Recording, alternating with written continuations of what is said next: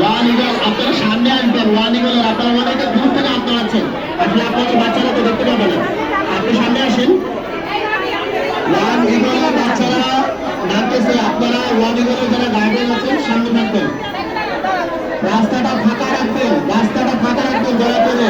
আমাদের বাচ্চাদের কোনো যাতে সমস্যা না হয় রাস্তাটা ফাঁকা রাখবেন, বারবার অনুরোধ করছি আপনাদের।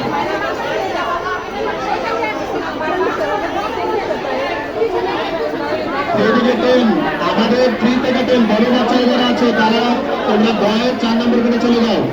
3 থেকে